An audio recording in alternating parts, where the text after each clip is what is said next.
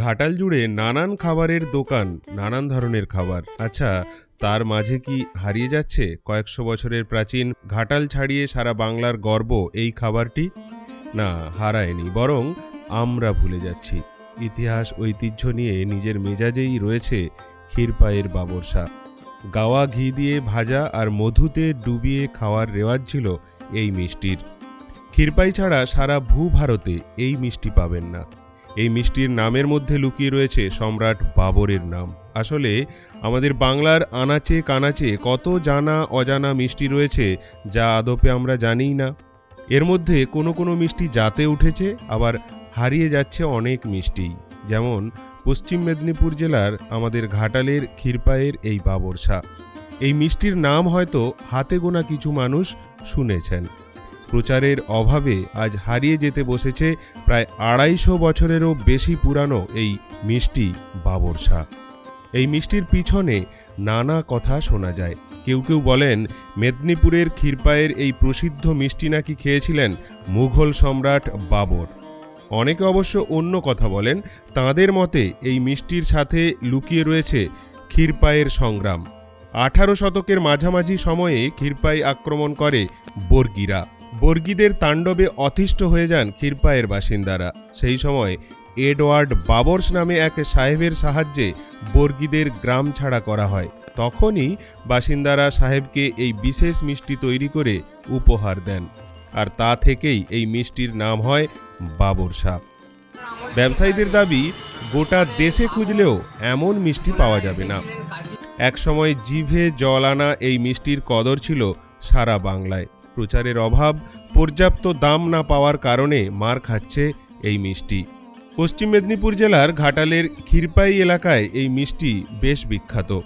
আগে অবশ্য বাবরশা তৈরি করা হতো গাওয়া ঘি, ময়দা আর মধু দিয়ে। সময়ের সাথে সাথে পরিবর্তন হয়েছে সেই রেসিপির। জানা গিয়েছে এখন এই রেসিপি তৈরি করা হয় দুধ, ময়দা আর গাওয়া ঘি দিয়ে। ক্ষীরপাইয়ের এই মিষ্টি বেশ জনপ্রিয়। আজও এই মিষ্টি পাওয়া যায় মাত্র ১০ টাকায়।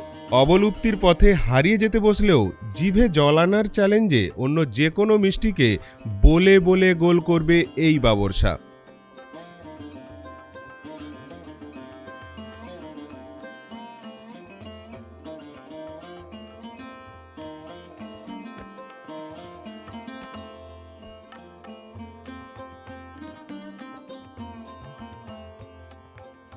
খেয়েছেন? হ্যাঁ, খেয়েছি। কেমন বাবরশা? ভালো খেতে। কোথা থেকে জানলেন এই বাবরশার সম্পর্কে? এখানে আমার মামা বাড়ি, আচ্ছা আমার দাদু নিয়ে গেছিলো, আচ্ছা। দিয়ে খেয়েছিলাম, দেখছি খেতে ভালো। কোথা থেকে আসছেন বাবরশা কিনতে? আমরা আরামবাগ থেকে আসছি, বাপের বাড়ি গিয়েছিলাম, আচ্ছা আচ্ছা। যাবো ঘনরামপুর। মানে যখনই আসেন আপনি বাবরশা নিয়ে হ্যাঁ যান। হ্যাঁ, আপনার নাম? টুম্পা চক্রবর্তী। আরামবাগে বাড়ি। হ্যাঁ, আমল থেকে তৈরি হচ্ছে। আচ্ছা এখানে বাবর ওনারা এসেছিলেন কাশীগঞ্জ বলে একটা গ্রামে, ওখানে তাম্বু ফেলেছিলেন। ওখানকার কোরআন মোদক বলে এক ভদ্রলোক, উনি এই জিনিসটা বানিয়ে ওনাকে খেতে দিয়েছিলেন। তখন উনি এটার নামকরণ করেছিলেন বাবরশা। আচ্ছা। আজ থেকে ৩৫০ বছর না কত বছর হবে, ততদিন আগের ব্যাপার। এখনও তার প্রচলিত আছে বা চলছে মোটামুটি। এখন যা আছে সেটা হচ্ছে আপনার ডালডা, ময়দা, দুধ দিয়ে খামি তৈরি করে এইভাবে ভাজা হয়, রস দিয়ে খেতে হয়। আগে খাওয়া হতো মধু দিয়ে। এর হলো এটা ফ্যাট। অ্যাড্রেসটা আমি কিছু বলতে পারবো না। আছে প্রচুর বিক্রি। ক্ষীরপাই, বাবরশা একদিন পাওয়া যায় না, এমন বিক্রি হয়। খুব সংকট আছে, কারিগর খুব একটা বেশি, ৫-৭ জন কারিগর। মানে বিভিন্ন দূর দূরান্ত থেকে মানুষ আসে এই হ্যাঁ বাবরশা। হ্যাঁ হ্যাঁ, দূর দূরান্ত থেকে বাবরশা নিতে কলকাতা থেকে, খড়গপুর থেকে, মেদিনীপুর থেকে, দীঘা থেকে এসব লোক আসে বাবরশা নিতে। বাইরেও যায়, বাইরের দেশেও যায়। আপনার নাম? আমার নাম শঙ্কর বৈরাগী। সুধা সুইট। বাবরশা কবে সৃষ্টি হয়েছে কে এর আসল ইতিহাস আজও অজানা। কোনো ঐতিহাসিক বলেন যে বাবরের সেনাপতি এসেছিল বর্ধমান যাওয়ার পথে ক্ষীরপাই ক্যাম্প করেছিল দিল্লি থেকে। কোনো এক মহিলা এখানে কি পাওয়া যায় বলে তৈরি করে খাইয়েছিল। যখন তৈরি হতো গাওয়া ঘিয়ে এবং মধু দিয়ে খাওয়া হতো। মানে এতই সুস্বাদু হয়েছিল, সে সম্রাটের জন্য শালপাতা দিয়ে বাঁশের ঝুড়িতে প্যাকিং করে নিয়ে গেছিলো দিল্লি। সে সম্রাট খেয়ে এতই নাম করেছে, তার নাম অনুসারে হয়েছে বাবর শাহ। আবার কোনো কোনো ঐতিহাসিক বলেন এডওয়ান বাবর বলে একজন ইংরেজ ছিলেন, তিনি এই অহল্যাবাই রাস্তা যাওয়ার পথে সামদেবের কাছে ক্যাম্প করেছিলেন, সেখানে তিনি বর্গি হাঙ্গামা রুখেছিলেন, বর্গি হাঙ্গামা। তার নাম অনুসারে হয়েছে বাবর শাহ। সেই ভদ্রলোকের নাম ছিল এডওয়ান বাবর, ইংরেজ। আর এই ব্যবসা আমার দাদু করে গেছে, আমার বাবা বসেছে, এবার আমি বসেছি। আমার নাম হচ্ছে অশোক বিশ্বাস, আমার বাবা ছিল কালীপদ বিশ্বাস, আর আমার দাদু ব্যবসা। আর আমার মেয়ের নামে আমার দোকানটার নাম রেখেছি রিয়া মিষ্টান্ন ভাণ্ডার। কেমন বিক্রি হচ্ছে এই বাবর মানে বাবরসায় এতই তুঙ্গের চাহিদা, এ মাল জোগানো যাচ্ছে না।